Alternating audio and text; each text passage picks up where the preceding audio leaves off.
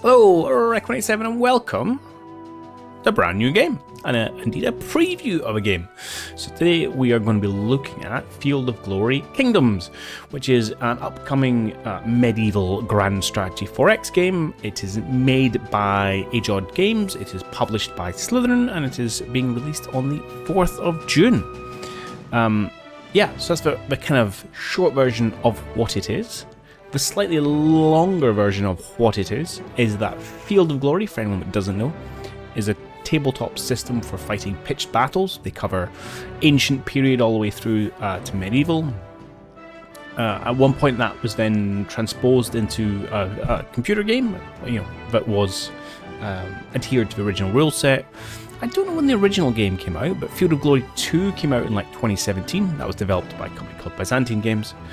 That focused on the ancient period of time. So, actually, I don't even know what years it was, but kind of Roman era and before and after. They then made a 4X grand strategy based on that called Field of Glory Empires.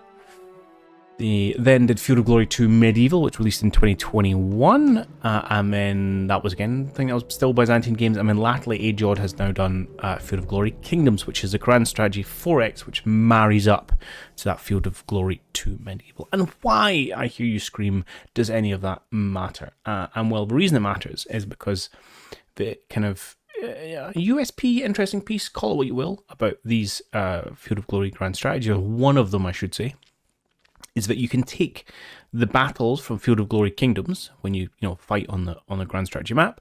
You can export a file, you can load up Field of Glory 2 Medieval, and you can fight the battle in that, and then export the result back to your grand strategy game. So if you want, you can be that grand overlord doing strategy and still get to fight those tactical battles, which I think is cool and interesting. I don't know if a huge percentage of the player base of either game would go for it, but I love the fact that it's an option. I think it's really neat that they've added that. And another neat thing is that, so Field of Glory 2 Medieval has a base game and a bunch of little DLC expansion things which give you access to different campaigns and units and whatnot. But as long as you have the base game, you can fight every battle that you create in Field of Glory Kingdoms. You don't need to worry about any DLC content. So it's nice that they've linked that in there. So that's where we are. So this game releases on the 4th of June. Slytherin has flung me a review copy. It should be said that this, therefore, is not entirely the finished product. So there may be some things we encounter that are not yet as they're meant to be, but we'll just play those as we go along. So let's have a quick jump in.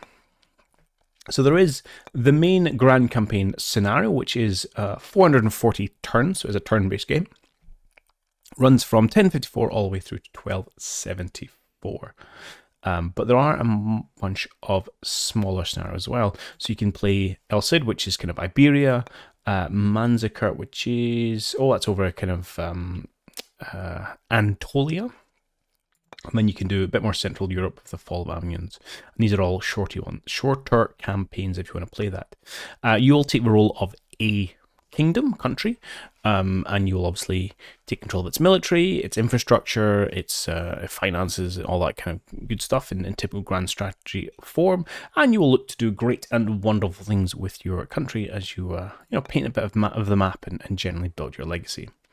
Now, I have to hold my hand up. I own Field of Glory Empires, but I never really played it. I just got busy with other stuff and never quite got around to it. So while this game builds on a lot of existing features, but adds new stuff and tweaks things, it's all kind of fresh for me. So I'm quite keen to jump in and learn a little bit and see how we go on. So with that in mind, I want to start with this shorter scenario. This is just 36 turns. I thought we could play through that. We'll see how we get on. And if there's appetite, maybe we can try and then jump into a grand campaign where we've had a little bit more time to learn exactly what's going on. The game does come with a 300 plus page manual, which as a bit of an old school game, I love to see. I love reading a manual. It's super nerdy and unpopular these days, but I love it. Probably will resonate with my audience because they're likewise. But yeah, and I've not managed to get through all of that yet since Slytherin shared the key and the manual and stuff with me the day before last. So I thought we'll play this. I've done a bit of reading, I've done a bit of tutorials, we'll kind of put some of that stuff in practice, and then as we expand our knowledge, we could maybe then run into a grand campaign. So I'm going to leave the AI difficulty on balanced. I have no idea how difficult or easy that will be, and again we can tweak afterwards. So what are we going to do? El Cid scenario. So what is that?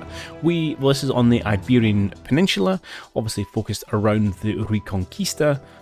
So we're starting, was it late 1000s? There you go, 1087. And we can take either side of the battle. In fact, let me jump in and we can have a look at that. And we're going to look to try and paint our mark upon the Iberian Peninsula.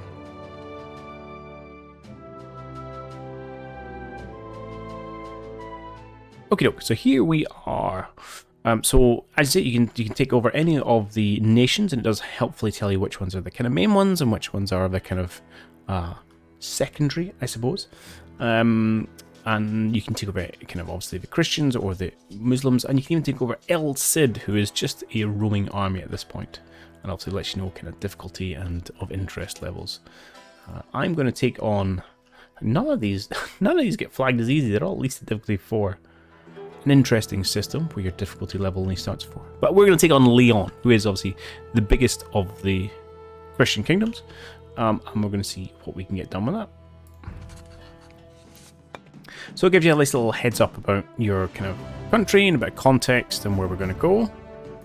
We can look at that in a minute. Obviously it's important, it tells you the rules of the scenario you're playing. So our time span, which we know about. We haven't got quick game mode enabled, but it allows you to win earlier if you've got enough kind of legacy points. Think of legacy points as victory points, which you can collect as you go through it. And it also offers you some bonus to your legacy points, which you can get by doing a variety of things. So Cordoba, if we capture that as Catholics, because we're Catholics, we get points. If we lose Leon, the Muslims get points. If Valencia is conquered by El Cid, he gets points, that's not us, and holding Toledo will give us points. There's a few more rules if you're playing on experience, which we're not, so we don't have to worry about those. Okay, and that's just a bit of history which we can skip for just now. Right, one thing I am going to quickly do, when I did my test, I wasn't quite so loud when I was playing, so I'm just going to turn down a smidge.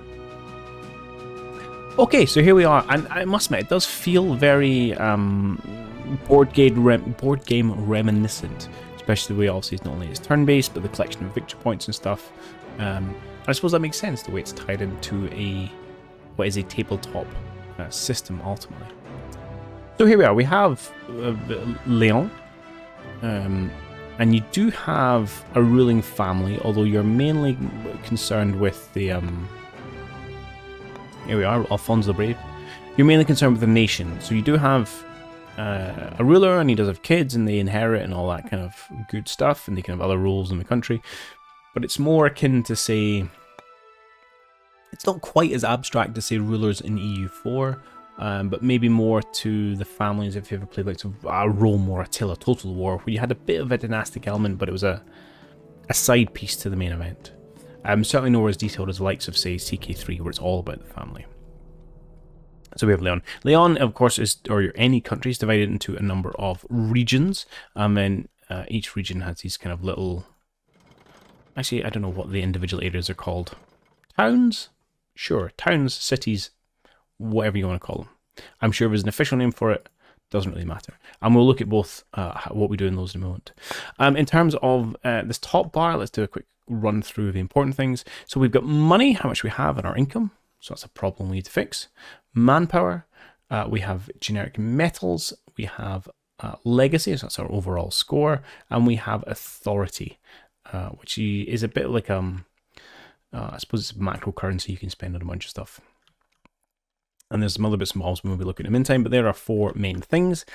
As you can see, as we've started this game, our biggest problem is a lack of money. So let's have a quick squiz to see what potentially we could do about that. There is helpful little kind of pop-ups and things which will stay on the map and tell you what you need to know. You can just right-click them away when you've had enough. Or, he said confidently, or not, and do it on our side. Okay, so we have our regions, and then if we click on an actual town, city of those regions, you then get this view, which is probably the main kind of view for development. Just check you can see everything okay, and indeed you can. So this will show what people you've got in each of these little towns. And you have 4 classes of people. So we've got our peasants, you can see in green. We've got our freemen in pink, our clergy in orange, and our nobles in blue. And depending on who you are, influences where you can and cannot work. You also, each of these populations also have a religion. So we've got some Catholics and we have some Muslims. With piety generation, there's a chance to convert heathens into the proper religion. So your population will convert over time. So here we have our little town. There's a number of buildings already here. Interestingly, the buildings get randomized at the start of every game. So if you load in the same scenario, load it up, you will have different buildings in Lyon here, which is curious to think about, but no 2 playthroughs are going to start exactly the same, and they're going to use some different priorities. Broadly speaking, your buildings are in 6 categories. You've got green, which is kind of agriculture and food production. You've got pink, which generates kind of infrastructure, so stuff used to build and maintain your buildings. Yellow is commerce, so money plus other stuff. Red is military, which helps you get equipment as well as can do other certain things for units. Orange is piety and conversion, and blue is stewardship. And yes, we're going to be creating these things as we go along. So first thing up I want to worry about is getting some money. So although I have a butchery, which you can see here produces a bit of food and produces a bunch of money, I don't have anyone working it, so I'm not getting a bonus for that. You will also note that most buildings, if not all buildings, have a bonus from another resource. If it's in the city or nearby, will give you a bonus production. So someone somewhere nearby is producing wine, and that's why we're getting a bonus of it. But no one's working it. So what we do, we can shuffle some population around. So let's take our freeman, stick him down here. He is now making $6 dues, and I'm going to put another, probably couple of people down there. Yeah, I need more people on infrastructure, and I don't have that many folks in towns will do that. It's important that my peasant here cannot work on the commerce. He's limited to just agriculture and infrastructure. My freeman can do agriculture, infrastructure, commerce. Can you do military? No. So just these 3. Clergy is essentially can do piety. He can do a couple of others, but we're focused on piety. Nobility can do stewardship. They can do military. And again, they can do commerce, but with a negative, so not really intended to do. So that's the first thing I'm going to do, is probably just have a quick squiz around our areas. I'm going to see where maybe has some things which are useful to try and generate a little bit of cash, just to try and stem our negative flow. And then perhaps we're going to have a quick look at building a few buildings. Right, let's throw a person in there. All I'm doing right now is looking to shuffle a few people around just to get a bit of cash generation. So we're sitting, I don't know, somewhere around about 0, because things will change as we go and we spend. Sure, you can do that. We'll put one down there. Okay. This seems reasonable. And also you can spend a lot of time finessing this. Good. Hey, look, we're making money. Fantastic. I also want to go around and kind of build buildings, because if I can put another building here that generates income, then obviously it can be benefited by the folks already working it. Or more likely, I want to find somewhere where I have no agriculture buildings and say, maybe I want to build some. Obviously, you can see there's things like how long until we get a new population. Interestingly, there's like a generic balance that most regions will adhere to, and it's what 75% peasants, 15% freemen, 5% clergy, 5% nobles. So your new population will tend towards that balance. There's a few things you can do to change it, but that's generally what we are being pushed towards. So let's say I want to build a building. And this is also what makes me think of board game stuff. So you can't quite see, there's a wee red button behind my head, just here. That's where I click to build a building. And this what makes me think of a board game is that when you click the build a building button, you only get offered one building from each category. Which is quite interesting and curious. So it's a bit of potluck. What you can, if you wish, to spend national authority, so this thing up here, to pick a building. And And you can see that this is going to cost me something. I thought it was limited by a maximum of, there you go, 5, 7, or 10 points. So if I pick a standard building, it's going to cost me 5 authority. If I pick a national wonder, it's going to be 7, and a world wonder is going to cost me 10 plus whatever it would take to build in terms of infrastructure. But you can have a little bit more control if there's a specific building you're after. Again, this only shows me 6 choices. So it doesn't show me everything, just showing me 6. We wanted to build a agriculture building. I had thought about something which actually generates food. I suppose this does generate food, doesn't it? So this one here generates food, costs 1 infrastructure per turn, so that will come off here. But we also get to keep food growth after population go through. That seems pretty good. So we'll click that in. It's going to cost 26.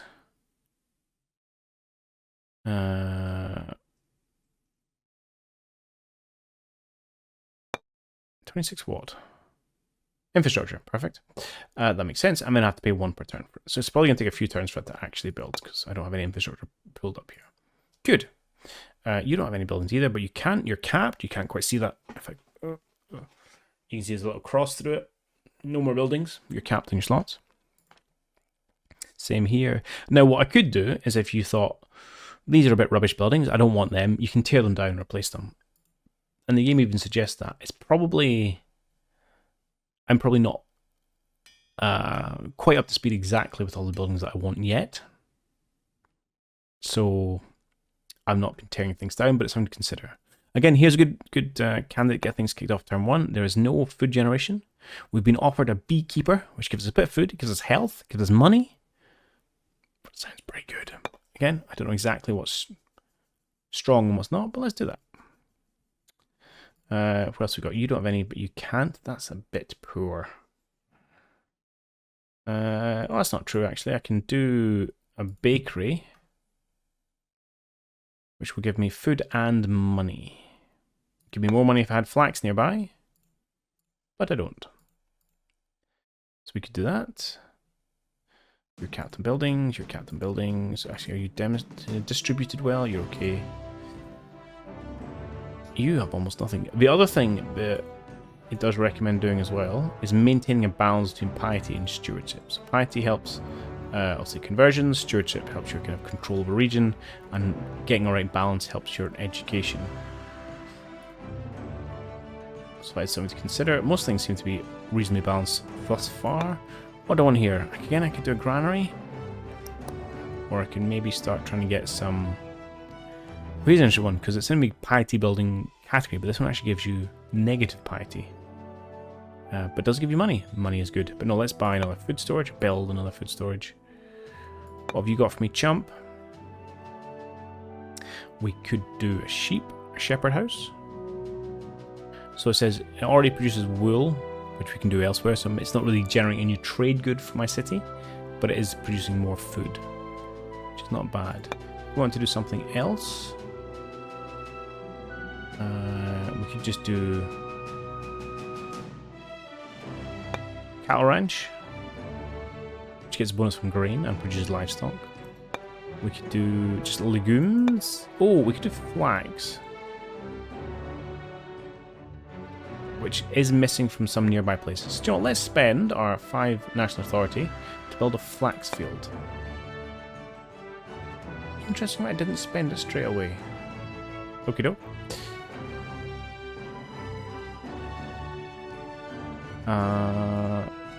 Okay. And you don't have any buildings. I'm not sure you need any buildings. Also, maybe they wouldn't hurt. You don't seem particularly good.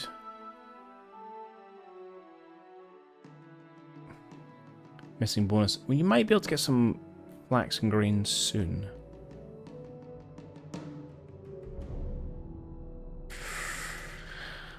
You're not enthusing me. What do you build?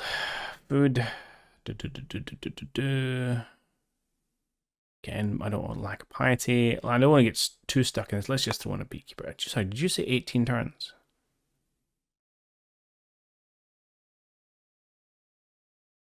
Right. Oh, hang on. Infrastructure upkeep 6. Oh, that's where all my things go. Let's put you down there for just now. That's better. 3 turns. Good. So you got to balance these things. You could throw on. Oh yeah, you're the rubbish options. I could spend a little bit more. I could upgrade your food storage to a communal larder, which needs preserved food, but then gives you a bigger saving once people grow. Let's do a poultry farm. That seems fine. I don't want. Again, I'm not the most educated man in the village, so let's not overthink what I'm doing here. Herbalist. Great. Build me a herbalist. Okay. So that's the kind of city building, and we'll continue to progress that. And again, numbers go up. It's generally what I'm aiming for. The other bit, our army here. So we have Leon, and we have a number of raw early spearmen, and we have a sergeant. This is a tiny Toti army, which is not going to get very much done. So I'm going to look at recruiting some more people. And recruiting is done on a kind of regional basis. And I'm going to essentially recruit a whole bunch of stuff. I'm going to start with 3 sergeants, so mounted knights. I could go for the way from these are mercenary knights, which are obviously very good. Mercenaries that tend to be quite expensive on the coinage. It's interesting that there are different categories of units. There's essentially like professional military, which are these things. You can also raise levies, which are very they're kind of not cheap to maintain. They're cheap to raise, but they're not cheap to maintain. So they're designed so you raise them, you use them, and you get rid of them again. Whereas these things are, you know, they're relatively expensive to maintain, but they gain experience and you want to keep them around for a long time. They're more cost effective to maintain. That's a better way of putting it. Can you build me anything within a reasonable time frame? 3 turns is okay. Why don't you build me some slingers? Got some cavalry. Let's maybe get some more spearmen for our front line. I'm sorry, that's an insane amount of time. I guess you're not producing much in the way of equipment. Are you? You can do some. In this big region. I guess you're probably mental. No, 2 is okay. Let's do that. Do I really want 6 slingers? Sure. So, yeah, so you guys are part of other regions, so you can take forever. 12 turns. Yeah, let's not bother with that. We'll just use other places. Fine. So we've got a little bit of guys being built, which will again help flesh out this army. Maybe don't need quite that number of knights, actually.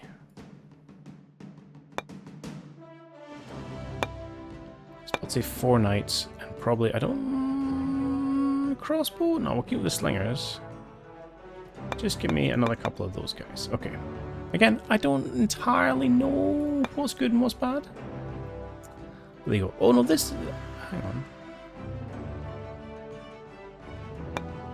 So the little ones are being called regions. I wonder what the big ones are called.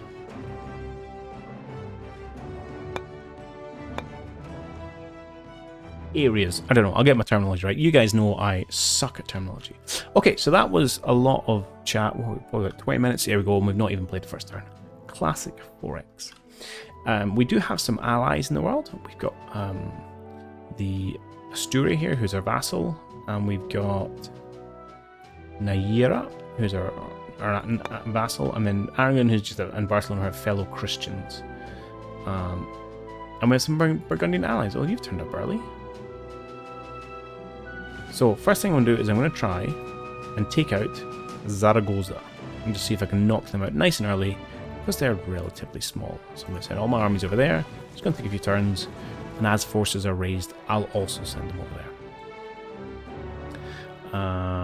Okay, there's some issues with loyalty. 5 regions have loyalty. Yeah. Well, I'm working on it. Other things, so we can diplomacy, as you can see, I've touched upon people like me, people don't like me. The Catholic Church, we don't have to worry about. It's a very nice ledger to see how everybody's getting on. And then there's these regional decisions. Where, again, it's where it feels very board gamey, where you can take some big decisions that'll have an impact. So, a whole bunch of stuff you can do, build harbours. I'm going to convert to some people to the faith, because presumably that should make people happier. I mean, I'm going to do Toledo, because that's the one we're currently fighting over. So I spent a bunch of money to do that. And anything else? So you can see these cost, a lot of these mainly cost cash, some cost manpower as well. I don't feel like I need to recruit units. Oh, I could spend a little bit of authority developing a spy network in Cordoba, so why not? Not entirely sure what I'm going to use spies for, but there we go. Right, let's maybe end the turn.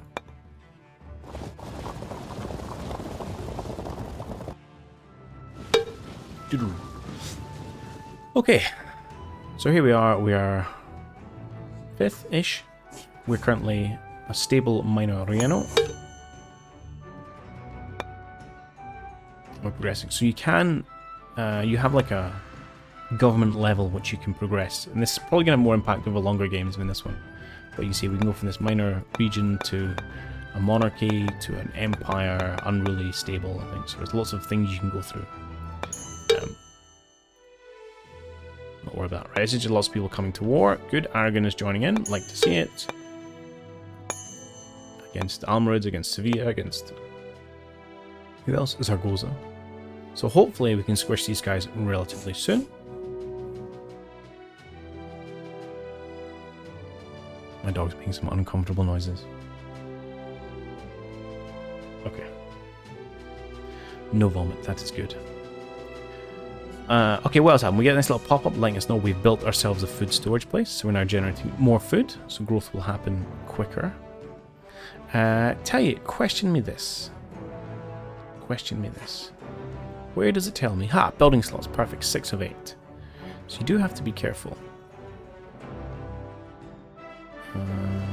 How are we? Are we all Christians here? Christian? No, we've got some Jews. Jews. Also, you're Christian. And a Catholic noble. Okay. Loyalty seems okay. What could we build here?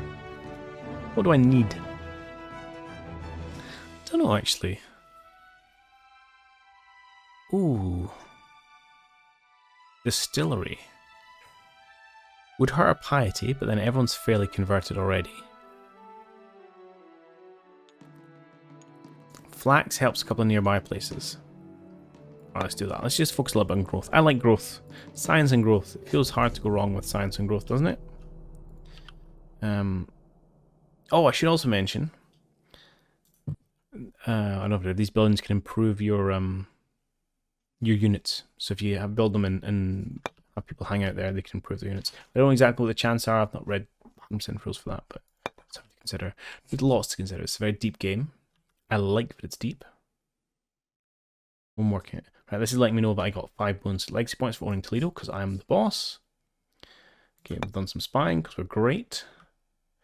We gained an authority. Fine.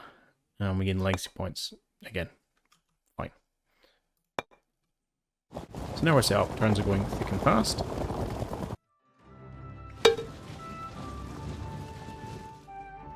Hey, we've even moved up slightly. That dunt is somewhat loud. I'm just gonna do that. Okie doke. Okay, that's our army being formed. So we have an army sitting in enemy territory. Not the most powerful army, 96, it's okay. Mainly raw spearmen and a couple of sergeants. You see each unit type gets its own little column. You do have to think about army composition, and if you have, you know, all archer units, for example, then you're going to end up archers standing in the front row, and that's going to be bad. So you do want to try and build a bit of a reasonable composition. Also here are some Zaragoza armies, which are rubbish. See, 15 and 10. But they are hiding behind their walls. So you can see they've got a rudimentary fort here. Besiege resistant 12, which is a number, I don't know exactly how it works. However, importantly, you can see it's besieged, but it has unbreached walls. So this is where they get like huge defensive bonuses, as you can see by here. And it gives us a siege rating. So this says it's not sure how long this is going to take, so we probably don't have quite a big enough army here to get the job done. Oh, actually our friend was attacking here, but has now left. But we'll leave him there, see if maybe we get some reinforcements. We're going to come in here, and potentially we're going to be too small as well, but we should start being able to feed in. Come on. All our... oh, it's not minus Asturias. All our newly generated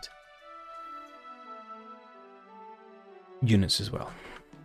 Okay, we've built ourselves a flax field in Galicia. Okay, we're now down to 3 turns of growth. I think it was 6 last turn, so that's nice to see. I don't think we need any more food right now. Piety and stewardship seem okay. Money is going up quite healthily. We have spent a bunch. Manpower I'm short on. Okay. Now, presumably that's going to give me equipment rather than manpower. Yes, it is. So I wonder if there's something I can build that's going to generate a little bit of manpower for me. Here, Freeman cottages. Costs some money, costs some infrastructure, gives health, gives stewardship, but does give 1 manpower. And I think maybe that's what we'll go for. Yes, please. Okay. Good. What have you built me? A new person. Good. I would love a noble here, actually. I could promote a freeman, since he's not really doing much. But actually, we're under our infrastructure requirement. Oh, we can't build new buildings. Okay. Okay, 1 slot per population, and we're going to grow again shortly. So I'll leave that. That will be fixed. Here. Anything that gives me manpower in the freeness. Money, health, piety, stewardship. Yeah. What about if I went in here? So that gives me 1 manpower. Oh, this gives me 2. Hamlet. Hovels give me 2. Needs legumes. Hamlet needs legumes. But you get bonuses from nearby stuff, which we do have.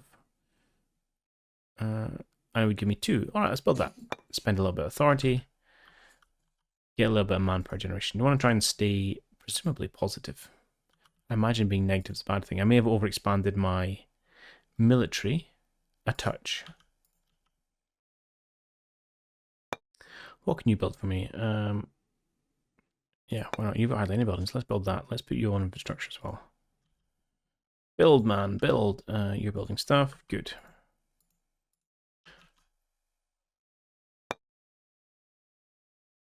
No, I don't want to get rid of piety.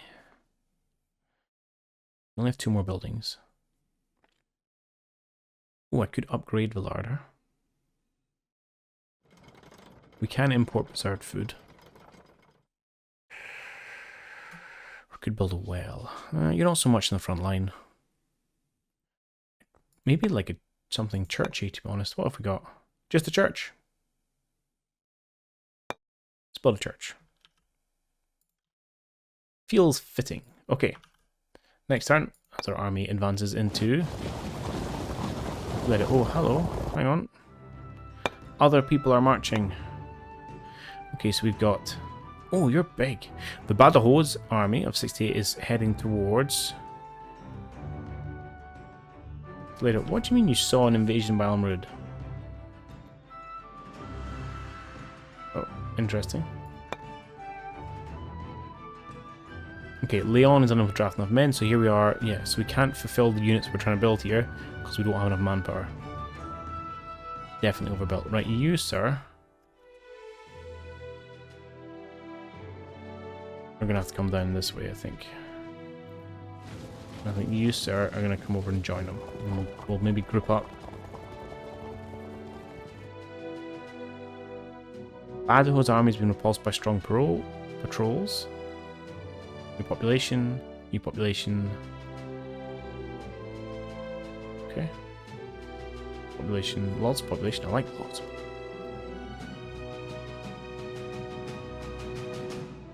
We have new buildings. So I need infrastructure. That'll do it.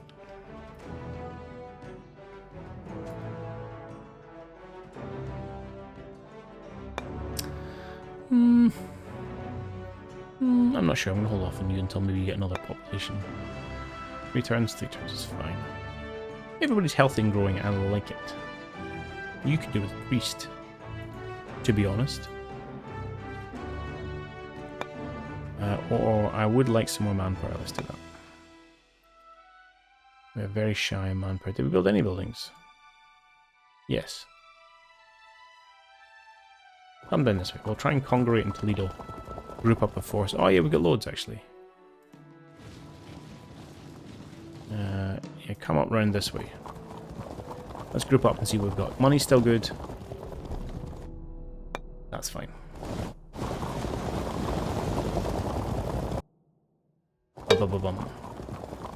Okie doke. So we do have a 60 combat power unit. Why is my combat power dwindling?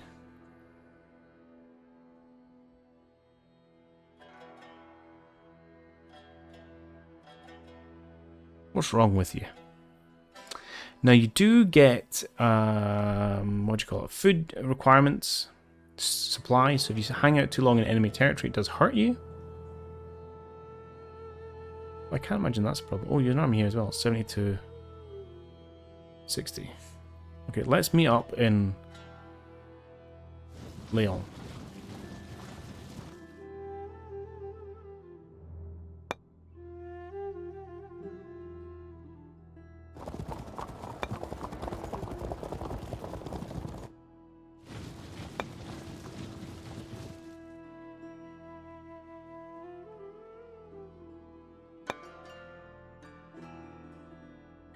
I don't even know if they're merging. We'll try it, see if we can do it in a moment. And you built a new thing. Which seems okie dokie. Food is racing out of you. You've built your captain slots for just now, but you can get new in a moment. Okay, you can't draft. I overbuilt my men. I understand that now. I can instill a revolt, can I now? Restore order. Okay, which costs nothing. Oh, must have at least one unit. And will give me a bonus to presumably loyalty. Anyone suffers from loyalty? You're a little low. You're quite low. I'll do it here. Oh yeah. Let us restore order here. Right, instill revolt. Okay. See what happens there.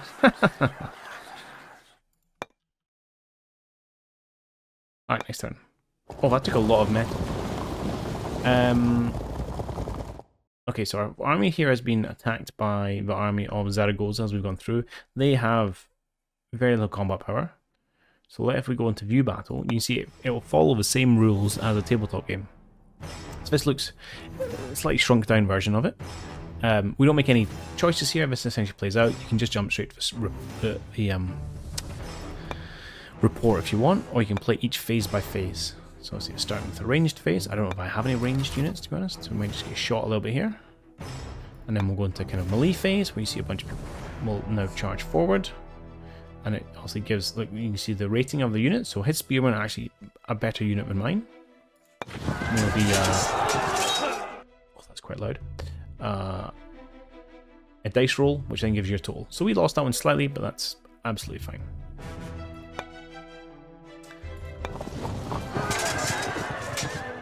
Okay, that one we won slightly. Hey Zai, how's it going? Good to see you. But what you'll see now is as we start to get the rest of our units in, they're going to start getting bonuses from the likes of flanking. So he probably won't get one this turn. Oh, I'm surprised he has a reach, but I guess that's his unit type.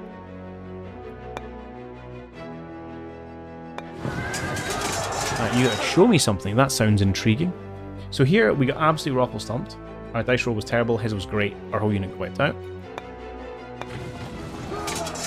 That's a bit better, but again, we have lots of units, so it's not that big a problem.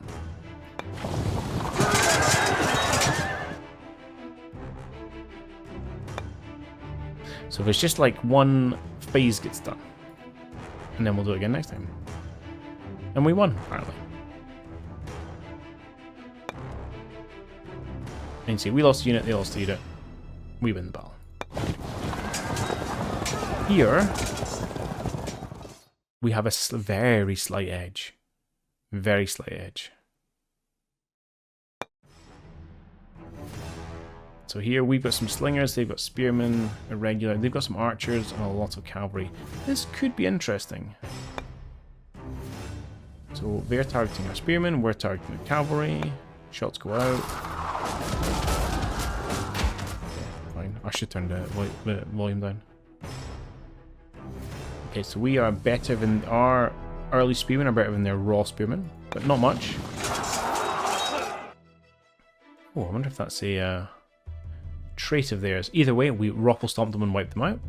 Lovely 10 there. So there's a little bit of definitely RNG here. This is very, you can see, very tabletop-y.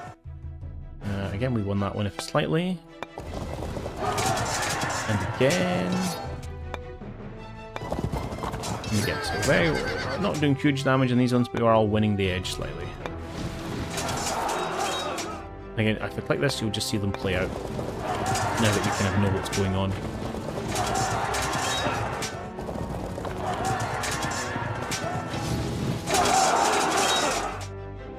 Another win. Again, nothing overly dramatic. We didn't wipe them out, but we did win the battle at least. Good.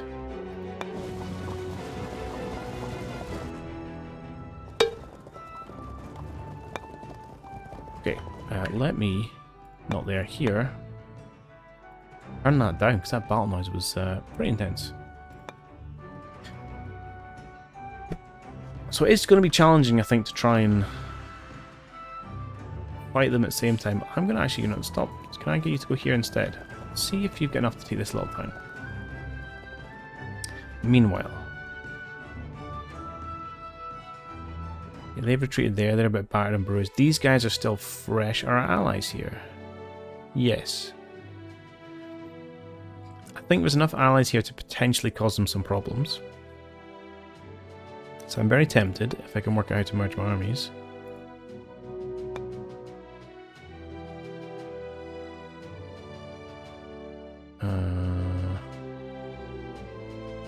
Aha. Control click, merge. No.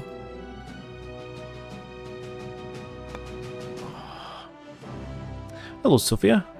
Good evening to you too. I don't want to merge armies.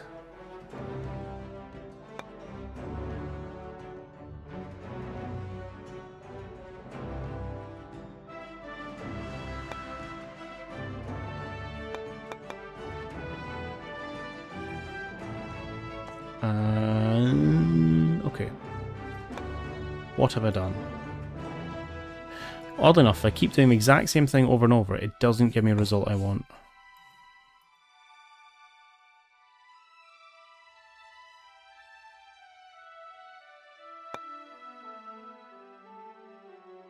Hoop.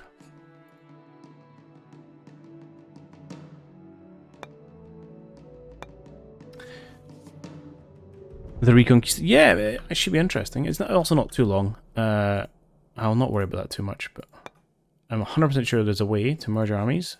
I just don't know what it is. And that's going to probably frustrate me for a long time. If I do... Tell you to garrison, will you then garrison the local town? Maybe.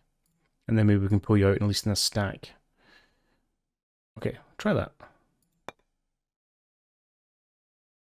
Yeah, I mean... Oh, hang on. Am I being an idiot? You just click the tabs up here. I'm a massive idiot. Good! Okay. Wasn't the answer, Sophia, but it made me look in the right place. So there's the tabs there, not click on the map. Okay, so I mean, you see, we've organized ourselves in our various tabs. Now, some of these guys are a bit wounded and are lacking effectiveness. At the same time, our opponent is also wounded and lacking effectiveness. So I'm slightly tempted to go and maybe pop his face in and then run away again and heal my men up. So let's try this. He may move away because the turns are simultaneous. I'm hopeful my allies can deal with this chap over here. Or at least, you know, give him a little bit of food for thought.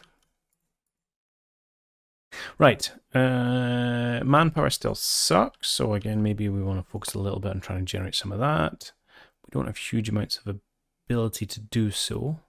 Do any of our decisions give us manpower? Oh, we can do more conversions. Ah, that stopped because they got taken over. Let's try and convert that again. Ooh. Negative money. Okay. I seem to be living in the negatives for now. And why not?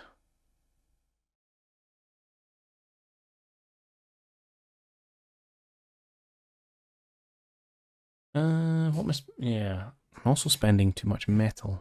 I don't know if that's a problem. What gives me metal production here? Let's put... Money's pretty good, so let's put some more people here. Trying to produce a little bit more metal. Well, that number didn't change. Okay. We're a country on the brink. And that's where we'll bring this one to a close. So still finding my feet a little bit with the game, but enjoying it immensely thus far. I'm keen to kind of keep going and keep learning, and obviously finish this quick scenario, and then probably jump into a grand campaign. But let's not get ahead of myself. So, yeah, we'll call this one to close, and hopefully you'll rejoin us next time as we continue our Reconquista.